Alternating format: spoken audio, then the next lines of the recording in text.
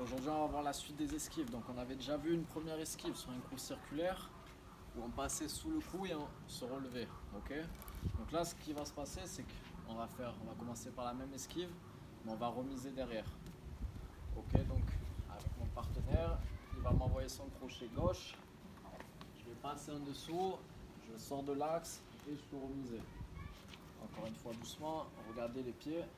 Je descends sur les jambes, j'ouvre, je ramène l'autre jambe et je me redresse pour pouvoir frapper.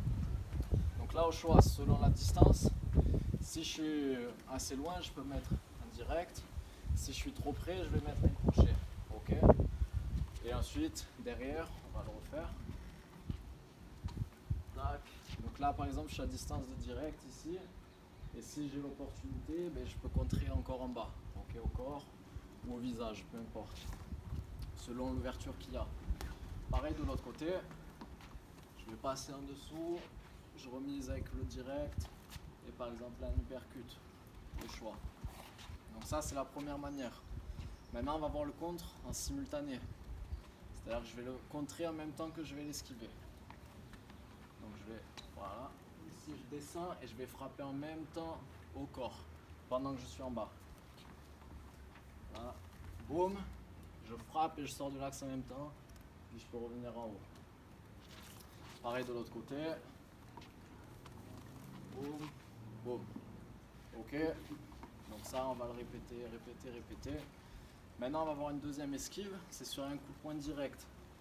Donc là, le coup de poing va arriver face à moi. Je vais juste avoir à désaxer ma tête de quelques centimètres. Ça sert à rien d'aller chercher loin ici, perdre du temps et d'énergie. Vraiment, on va juste, tac, de quelques centimètres, juste sortir la tête de l'axe. Donc je vais montrer doucement. Il m'envoie son direct. Là, je fais un pivot sur mon pied avant, comme si je mettais moi-même un coup en fait.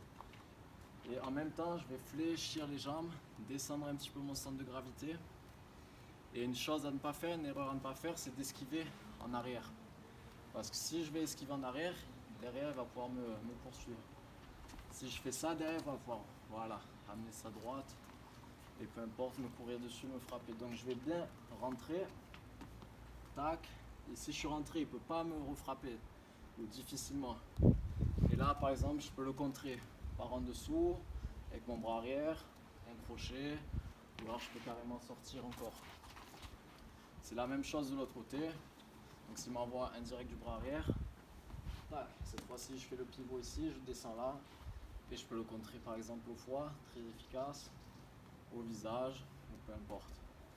Donc ça c'est esquive et remise. Et maintenant on peut faire la même chose, donc esquiver et remiser en même temps.